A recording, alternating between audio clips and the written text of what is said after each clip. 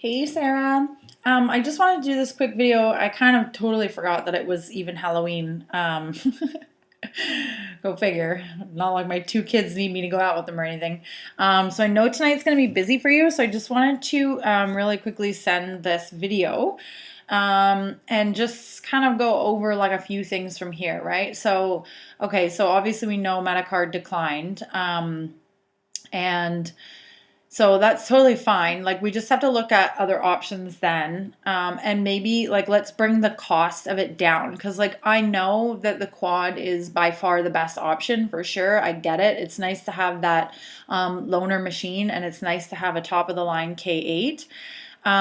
But whatever, like it's kind of like just doing whatever it takes to get in there and like actually start building the business and making some money. And then you can, upgrade to like loaner machines and K8s and stuff when we get to that point as well too, if it means that that's what it takes to get you approved, right? So we've got a couple of different options. Like if you really, really, really, really were stuck on the quad and you really wanted to, I don't even remember what the total cost was. I think it's 15,000 or something like that. We can try getting you approved through one of these other companies with that amount. However, we just have to keep in mind that every time, like going through Metacard didn't actually hurt your credit at all, but if you go through like some of these other ones, I've got 3 up here that I'm going to show you. If they decline, then it's a different process than what it is with Metacard. Metacard was just a soft inquiry, so it doesn't actually hurt your credit at all. But if you get declined from one of these other companies, then we really want to get it right the first shot. Let's just say it that way, right? Because it will take a couple points off of every time, and I really don't want to hurt your credit. So I think personally, if you're all right with going down and not doing quad, then you would have a higher chance of getting approved the first time. Because even the credit score that you're coming back with, like the 647 or whatever, dropped it into fair, that's still like not considered bad credit, right? So these 3 companies that I've pulled up here, which I'll show you in a second, they like pretty much anything above 600 is still workable. They really like to see above 620. That's kind of the marker that I'm seeing. Metacard definitely has a little bit of a higher. They start like 645, somewhere in and around there. Just kind of depends on who you get that day or whatever. So I can't see what they're seeing on their side. So I'm just going off of what they say. It had nothing to do with what you claimed for income because they hadn't even gotten to that section yet. It was just strictly credit. So,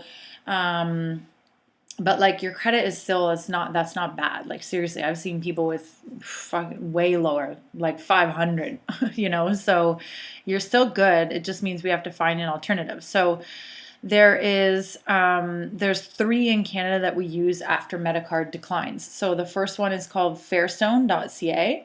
This is what their website will look like. The second one is called easyfinancial.com. That is what their homepage will look like. And this one is called Mogo. This was not their homepage. There was another page before this, but I just hit on products and then hit personal loan. And that's what brought me into this one here. So these are the 3 that we use after Metacard. Generally, I find that Fairstone is usually the one that has the highest approval rate. Now, the only thing with this is that it is going to charge you more than like a Metacard, right? So if for some reason you think that you would be able to like go to the bank or go to like a lower interest like credit card or something. Sometimes you can find like lower interest credit cards that are still only 11%, or we can even try and negotiate it down.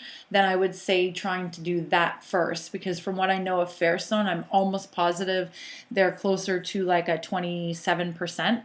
Now that's on their credit card. I'm not 100% sure like on a personal loan. It might be a little bit lower than that. That's something that each contract is so different, right, and can be negotiated. So I can definitely help you with the negotiation after after you go through the first process of trying to just get approved.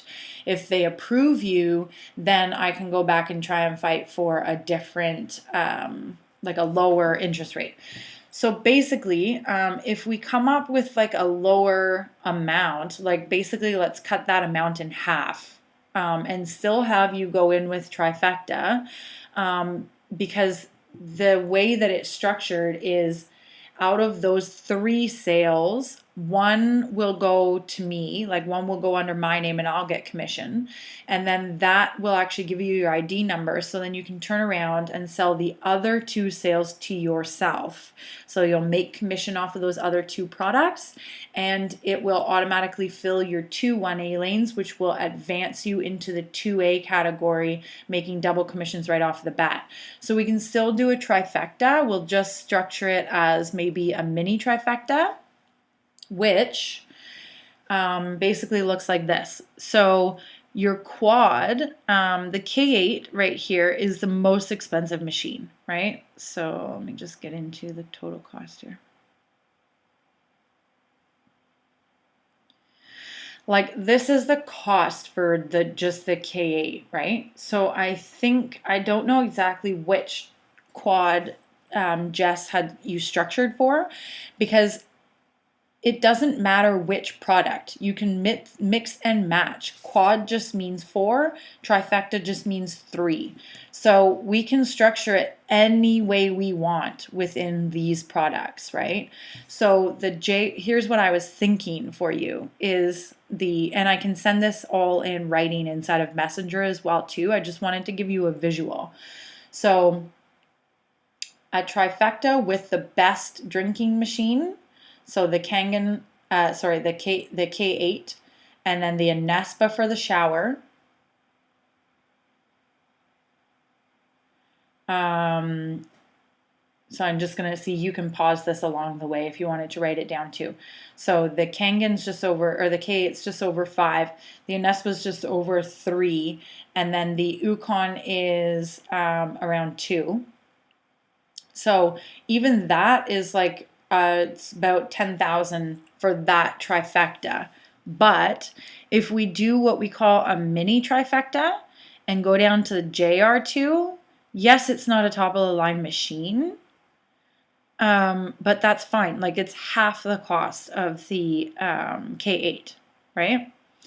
So we could structure it that way, and I can give you the final number. I think that way is like 7,000. So you'll still be eligible for the trifecta. You'll still be eligible to get promoted into the 2A, which will double your commissions. You'll still get money back on your 2 sales. You just won't have a loaner machine and you won't have a top of the line. But that's totally fine, right? So I think that instead of trying to get approved for the 15 or 16,000, whatever that first number was that Jess gave you, if we go in with like a 7,000 request, with one of these companies, it will be a lot easier, I think, to get approved. So those were my thoughts. Let me know how you feel about that instead.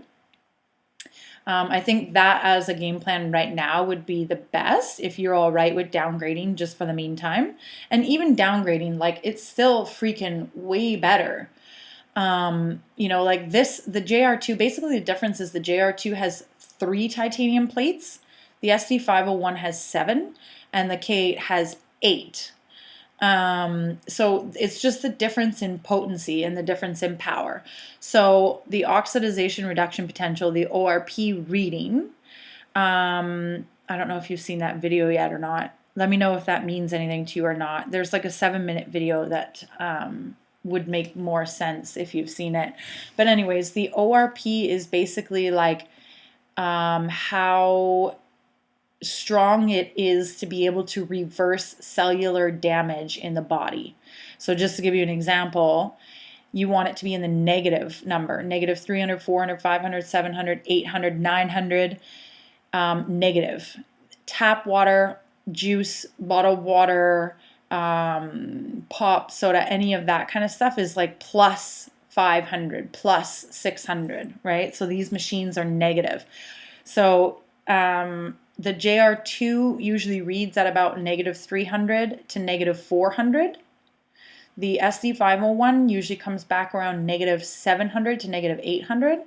And the K8 can get up to like negative 900, almost negative 1,000 sometimes. So it's not that this still isn't. I mean, this is still a way better alternative. Negative 400 is still way better than plus 500. You know what I mean? For people using Brita filters and stuff. So it's still an amazing machine. It's just their capabilities. That's all.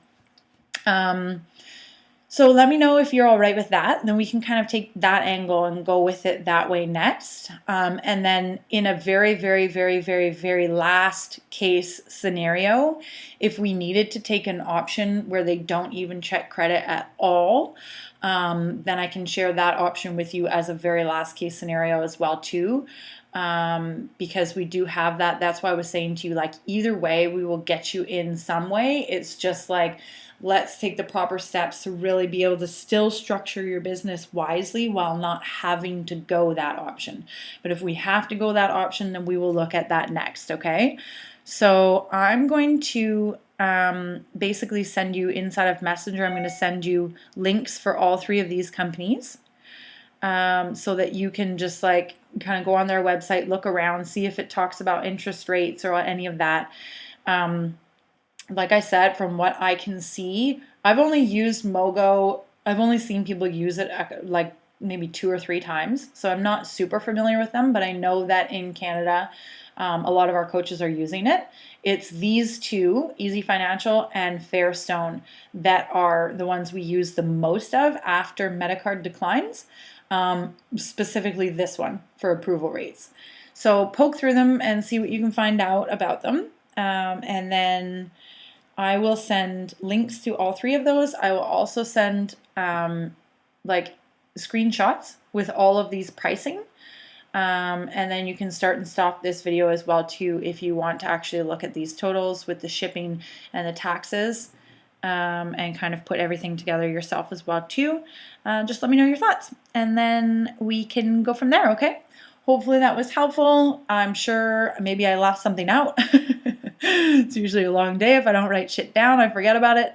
But hopefully that helps just in terms of actually being able to see the product, the difference between them, the ORPs. If the ORP and the difference between the machines does not sound familiar, let me know, because there is training inside of the back office. I think it was you that I sent a video to showing you where to find them. But I talked to so many people in a day, maybe I didn't. So just let me know if that sounds familiar, because they're just little 7-minute videos. There's 3 of them, and it gives a really, really good lowdown on the difference between the machines and all that kind of stuff. So yeah, let me know how all that sounds, and we will chat after that, okay? Okay, bye.